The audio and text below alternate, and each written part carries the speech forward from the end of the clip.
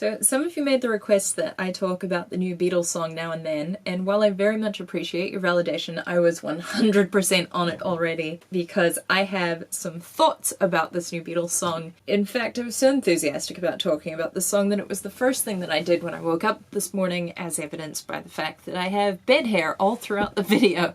So here are some of my thoughts. I hope that you enjoy it. I would love to know what you think of the song, not the video in particular, but if critiquing my video is something you feel you must do, then go forth into the comment section. But yeah, tell me what you thought of the song. I want to know. In the meantime, here's what I thought of the song. John's voice sounds fantastic. It must have been so incredible for those guys to have had to discard this project because they just couldn't hear John's voice high enough without the piano being too loud. It must have been so special to walk into the control room and to just hear John's voice echoing out. Ooh, that's a nice little fill from Paul, straight out the gate. I also really love that it's sort of like a love song, like a bromance love song between John as a 40-year-old and Paul as an 80-year-old, kind of singing to each other through time. The meaning that that takes on in this context, obviously Paul is missing his friend who died 40 years ago. And John, who's to say who he's actually singing about, but in the context of the song, it sounds like he's singing about missing the Beatles, missing his band, missing his friends, working together. The irony of that being on a Beatles record is, it's a beautiful one. As a listener, it just sends shivers up your spine to hear it, honestly. Or up my spine, I don't know what's happening with your spines. And then I love that Paul comes in on Love You. Oh, I'm so excited that Giles Martin and Paul were putting together these string parts because I really feel like Giles had a great feel for what his father was doing and what his father's work entailed. And he's able to recapture that, but with a modern touch. And to that end, I think that the strings are perfect for the song. They're not syrupy, looking at you, Phil Spector. They're slightly subdued. They just add a touch of warmth and depth to the song where it's needed, you know, and building the verses up and leading up to the chorus and leading up to the solo. That's one of the things that gives you chills. Isn't that crescendo? I think that Paul's absolutely right that John would have been right on board with them experimenting with modern technology, because from what I've read of their sort of experimental period in the mid-60s, he loved trying out new things. He was the one, you know, who said that he wanted to sound like a monk on a hill thousands of miles away, or whatever the prompt was that he gave George Martin before he recorded the vocals for Tomorrow Never Knows. Turn off your mind, relax and float downstream. I really feel like he'd have been so excited to try out this new technology and to see what he could do with it.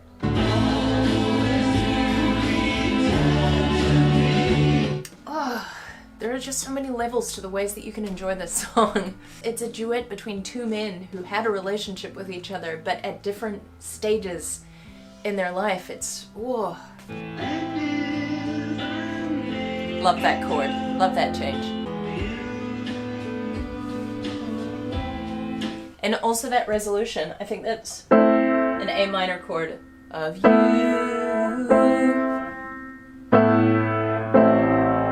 That's a very pretty resolution. I'd expect the chords to go like da, da, da, da, but instead they go like this. Da, da, da, da. It makes it a little bit more plaintive, a little more contemplative.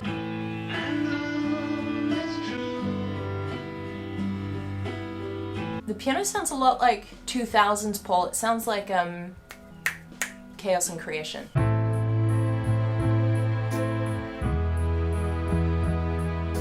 Just cheekily, I think it's really funny that Paul did a George solo because throughout the Beatles he was constantly trying to do solos in George's stead or telling George how to play a solo. Just doing simple things until it's your go. Because I'm trying to sing louder to get over the guitar now. Well, really, you only need one guitar. Also... They're just taking over and playing the solos himself, like on Taxman. That's a Paul solo. The idea that Paul hopped up and said, I'll do the George solo, felt like it was very much in keeping with his track record.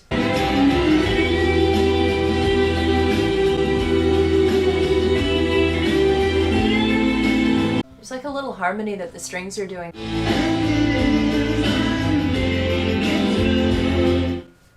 It's something like...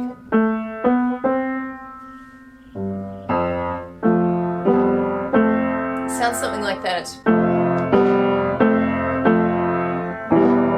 It's very pretty. Well done, Giles. Now Giles Martin, then George Martin.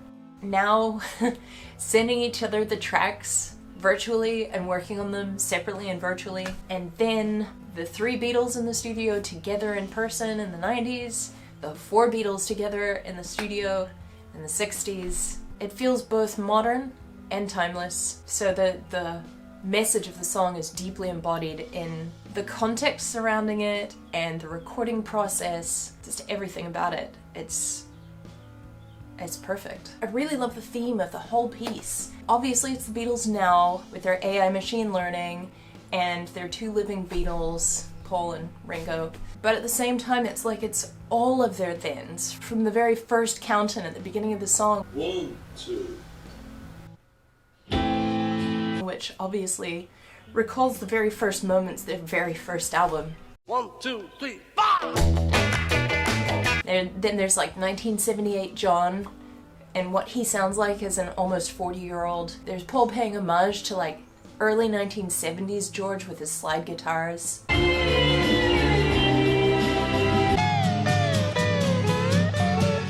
Sort of 94 to 96, the anthology periods, in George's acoustic guitar and the way that Ringo is playing to match John's 1978 demo.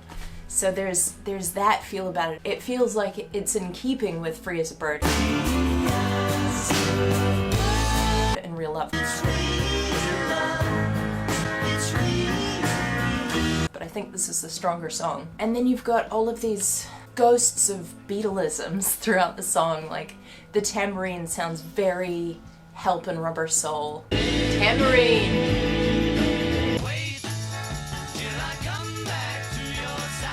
The very slidey strings sound very Revolver and Sgt. Pepper's.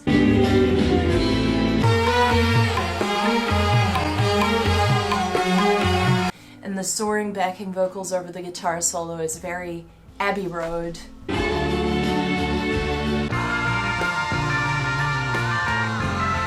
It's a perfect nod to all of these eras of the Beatles, who in effect have been releasing music for nearly 70 years. I saw a comment on Reddit about it last night that gave me goosebumps. It reads, "Seriously, it's so weird to think that my not even 1-year-old son was alive for the latest released Beatles song when my mum wasn't even alive when their last album came out. They have always existed throughout my lifetime. They have always been putting out music throughout my lifetime, and I'm much younger than a lot of you who have had the Beatles around since their beginning. It is jarring and incredibly sad that this is really it. This is the end. They have nothing left.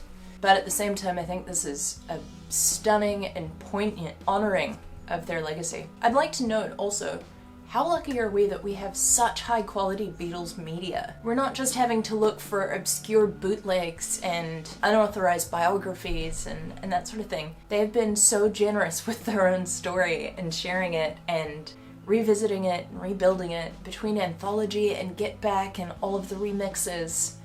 We're just so lucky. There are those who are cynical and say that it's just a cash grab, but Paul McCartney's a literal billionaire. He doesn't need the money. I genuinely think that they know that it's of such enormous value to their fans. Thank you, Paul and Ringo and Downey and Olivia and Yoko and John and George and Giles. Everyone involved, because this is very special. What a lovely gift to have been given.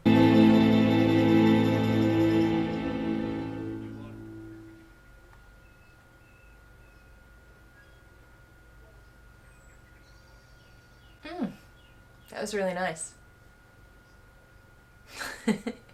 The end.